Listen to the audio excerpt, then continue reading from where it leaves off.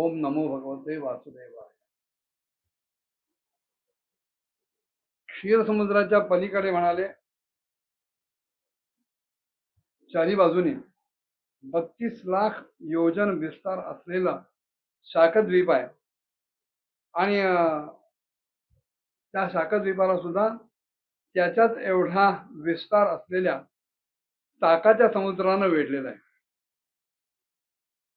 ह्या शाकद्वीपामध्ये शाक नावाचा एक भला मोठा प्रचंड मोठा वृक्ष आहे आणि त्यामुळे त्या द्वीपाचं नाव शाक असं ठेवलं गेलं.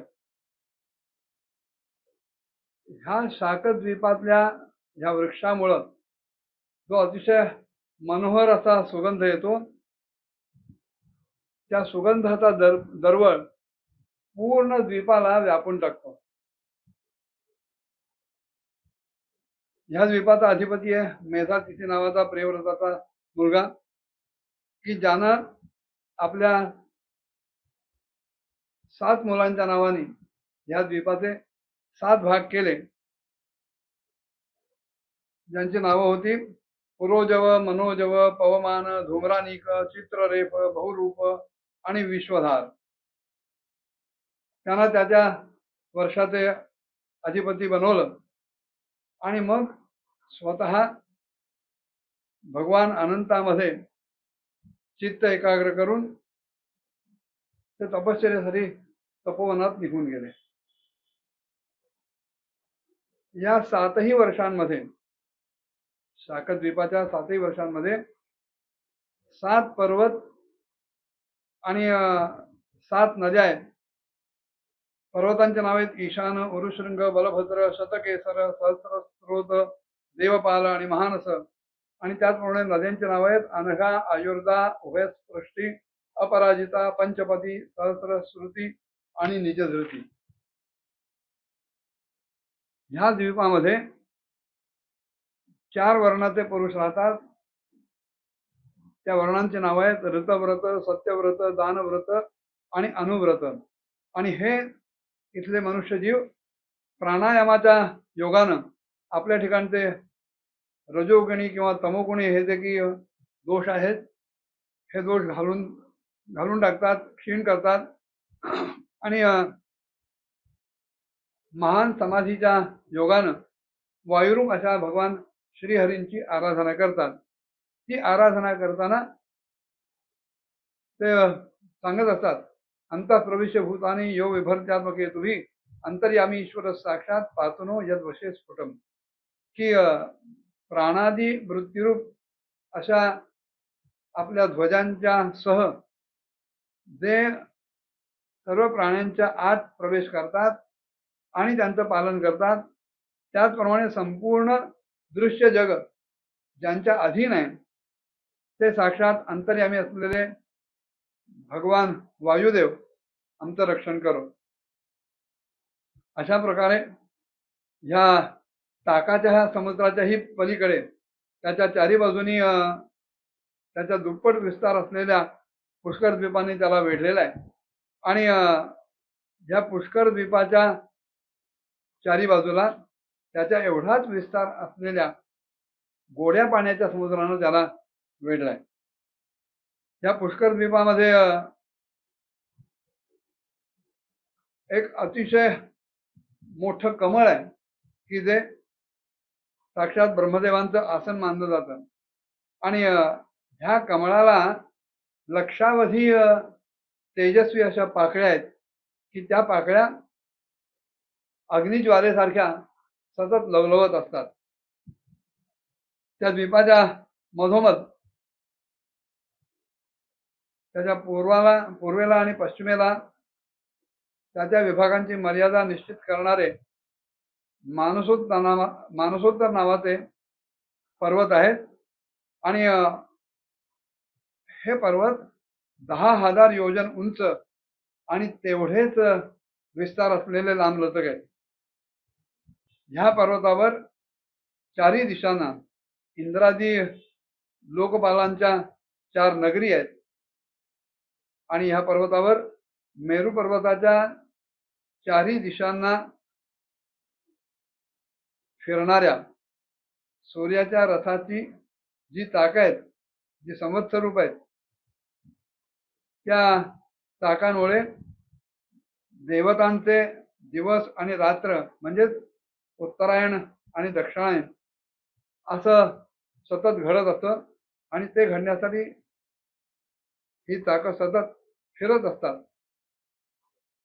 या द्वीपाचा अधिपती त्रिव्रताचा मुलगा विचिहोत्र या नावाचा आहे आणि त्याला रमणक आणि धातकी असे दोनच पुत्र असून त्यांना त्यांनी त्या द्वीपाचे 2 भाग करून सोपून दिलेले आहेत. आणि एवढं सगळं केल्यानंतर विचिहोत्र सुद्धा आपल्या सर्व मोठ्या थोरल्या भावंडांप्रमाणेच भगवत सेवेमध्ये तत्पर झाले. त्या बाजूला ते निघून गेले. तिथले जे रहिवासी आहेत हे सगळे ब्रह्मदेव रूप भगवान श्रीहरींची आराधना करतात आणि त्याचा हेतू एकच आहे की ब्रह्मसालोक्यादी गोष्टींची आमच्या कर्मातून आम्हाला प्राप्ती व्हावी.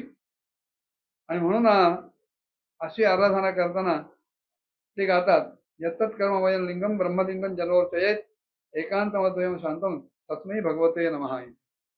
की जो साक्षात कर्मफलरूप आहे आणि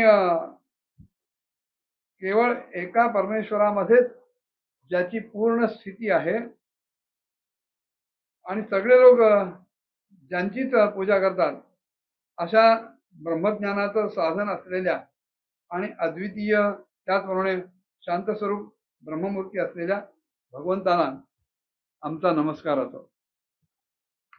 ही सप्तद्वीपांची वर्णनं झाल्यानंतर शुक महामुनी राजाला सांगतात, राजा या सगळ्यांच्याही पलीकडे एक लोकालोक नावाचा पर्वत आहे आणि हा पर्वत पृथ्वीच्या सगळ्या बाजूनी सूर्यादी तारामंडळाद्वारे प्रकाशित होतो आणि अप्रकाशितही राहतो. अशा प्रकाशित आणि अप्रकाशित प्रदेशांमध्ये ह्यांचा विभाग करत असताना तो तिथे राहिलेला आहे. मेरूपासून मानसोत्तर पर्वतापर्यंत जेवढं काही अंतर आहे ती सगळी भूमी शुद्धोदक समुद्रानं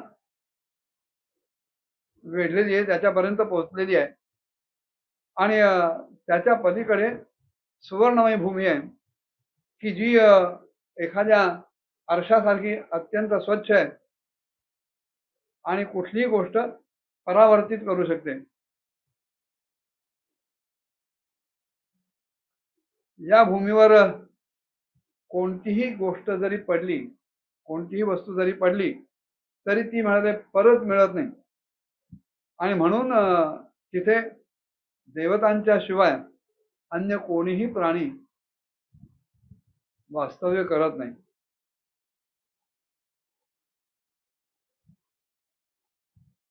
लोकालोक पर्वत सूर्यादींच्यामुळं प्रकाशित आणि अप्रकाशित भूभागामध्ये व्यापलेलं असल्यामुळं त्याला असंच नाव पडलं आणि ह्या भूभागाला भगवंतानं त्रिलोकीच्या बाहेर त्याच्या चारी बाजूनी सीमा स्वरूपात स्थापित केलेला आहे.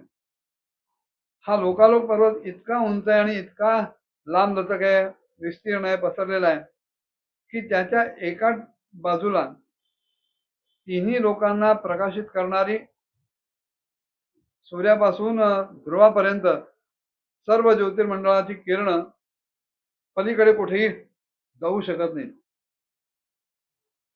विद्वानांनी, ज्ञानी लोकांनी प्रमाण, लक्षण आणि स्थिती यानुसार संपूर्ण लोकांचा इतका विस्तार सांगितलाय. हा संपूर्ण विस्तार, समस्त भूगोल 50 करोड योजन एवढा मोठा आहे आणि ह्याचा 1/4 भाग म्हणजे साधारण 12.5 करोड योजन एवढं परिमाण ह्या एकट्या लोकालोक पर्वताचं आहे. ह्या पर्वतावर चारही दिशांमध्ये समस्त संसाराचे गुरु असलेले स्वयंभू श्री ब्रह्मदेव या संपूर्ण लोकांची स्थिती पाळण्यासाठी ऋषभ, पुष्करचूड, वामन आणि अपराजित अशा नावाच्या 4 गजांना, हत्तींना त्यांनी तिथे नियुक्त केलेलं आहे. आणि ह्या दिग्गजांची आणि आपल्या अंशस्वरूप अशा इंद्रादी लोकपालांची विविध प्रकारची शक्ती हे ते वाढवत असतात आणि समस्त लोकांच्या कल्याणासाठी आपल्या सर्व ऐश्वर्याचे अधिपती सर्वांतर्यामी असलेले परमपुरुष श्रीहरी आपल्या विश्वसेनादी पार्षदांच्या बरोबर ह्या पर्वतावर सगळीकडे नांदत असतात आणि ते आपल्या विशुद्ध सत्व अशा रूपानं धर्म, ज्ञान, वैराग्य, ऐश्वर्य इत्यादी 8 महासिद्धींनी संपन्न असतात आणि त्यांच्या करकमलांमध्ये शंखचक्रादी आयुधही शोभून दिसतात. अशा प्रकारे आपल्या योगमायेनं रचलेल्या विविध लोकांची व्यवस्था सुरक्षित ठेवण्यासाठी लीलामय रूपानं कल्पाच्या अंतापर्यंत ते सगळीकडे सतत नजर ठेवून असतात, बघत असतात. आणि लोकालोक पर्वताचा जो अंतर्वर्ती भूभाग आहे त्याचा जेवढा विस्तार आहे त्याच्यामुळेच दुसऱ्या टोकाला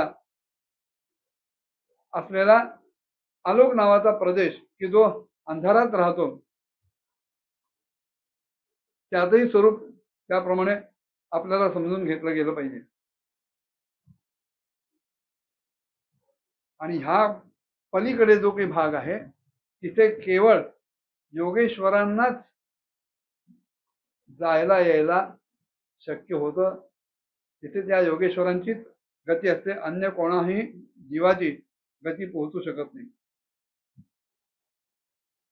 अंडमध्यगत सूर्यो द्यावा भूम्यो यदंतरम सूर्यांडगोलयोर मध्ये कोट्यस्यु पंचविंशती.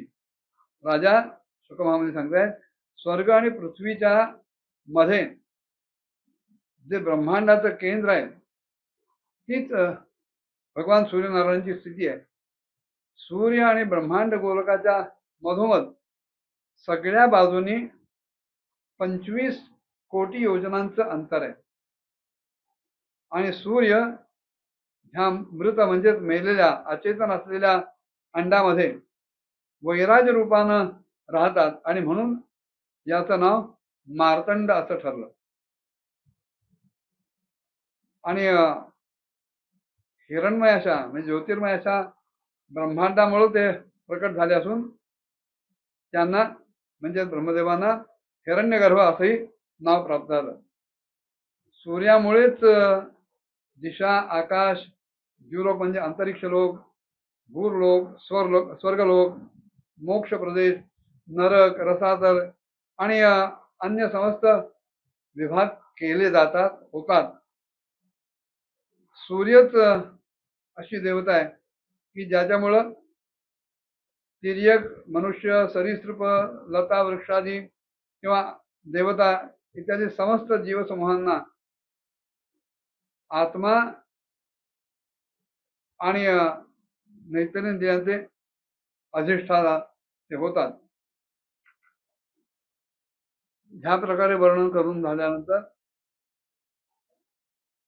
शुक महामुनी राजाला सूर्याच्या रथाची आणि सूर्याची गती काय कशी असते ते सांगतायत. तो भाग पुढे ऐकूया. ओम नमो भगवते वासुदेवाय.